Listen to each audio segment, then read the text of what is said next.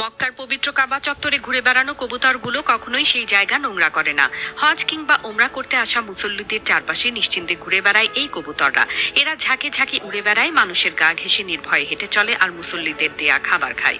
এই পাখিগুলো সাধারণ কোনো পাখি নয়, এদের এক বিশেষ পরিচয়ে সবাই চেনে।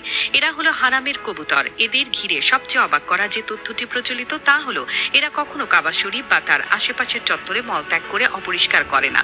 লক্ষ লক্ষ কবুতরের অবাধ বিচরণ সত্ত্বেও পবিত্র স্থানটি সব সময় পরিষ্কার থাকে। স্থানীয় বাসিন্দা থেকে শুরু করে বিশ্বের নানা প্রান্ত থেকে আসা হজ যাত্রীরা সবাই বিশ্বাস করেন যে এটা মহান আল্লাহর এক বিশেষ নিদর্শন।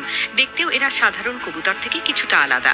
এদের গায়ের রং নীলচে ধূসর, ঘাড় সাধারণ কবুতরের চেয়ে কিছুটা লম্বা আর চোখ দুটো মায়াবী। তবে এদের সবচেয়ে বড় বৈশিষ্ট্য হলো এরা মানুষকে একদম ভয় পায় না। যেখানে অন্য পাখিরা মানুষের কাছাকাছি আসতে ভয় পায়, সেখানে হারামের কবুতররা মানুষের পায়ের কাছে এসে খাবার খোঁজে, কাঁধে বা মাথায় এসে বসে।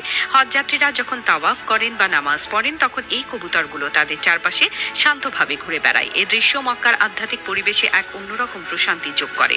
মক্কার হারাম এলাকার সীমানার মধ্যে এদের যে কোনো ধরনের ক্ষতি করা, শিকার করা বা তাড়িয়ে দেয়া কঠোরভাবে নিষিদ্ধ।